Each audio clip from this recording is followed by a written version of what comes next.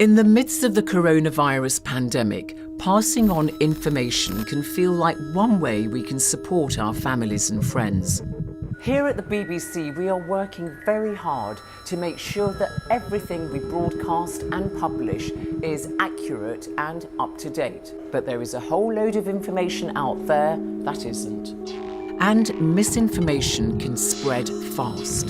If a message is sent to a WhatsApp group of 20, then each of them shares it with 20 other people, and this happens 5 times, it can reach more than 3 million people very quickly.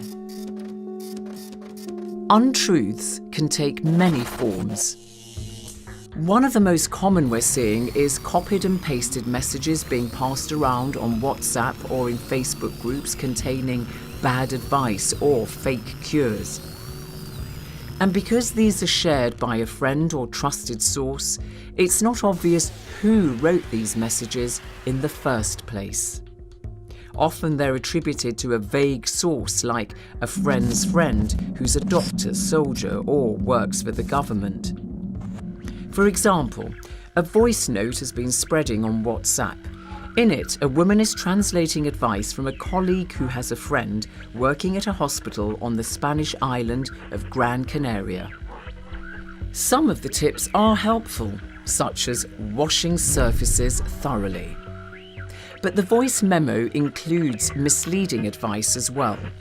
The speaker suggests sunlight neutralizes the virus, and that coronavirus can be killed by taking a sip of warm water every 20 minutes. There is no scientific basis for either of these claims. If you're not sure the whole post is true, it might do more harm than good to share it.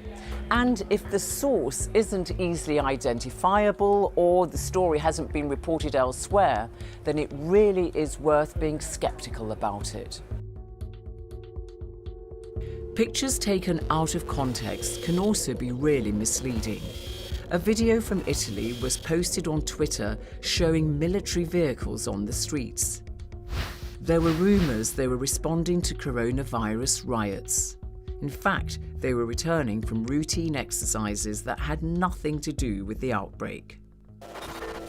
Some of us may share information with our friends as a joke or to lighten their mood. But even if they don't take it seriously, others might.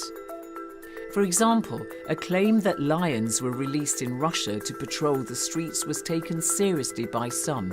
It was not true. We all want to share news that we think will help others, but before you do, follow these steps.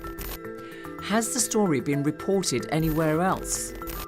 Is it from a reliable source? Has the photo or image been taken out of context? If you're not sure, then maybe it's fake. And you can stop that information from doing harm by not sharing it any further. If you want to check medical advice, go on the World Health Organization website. And if you feel that a story isn't real, you can always look to a reliable source like the BBC.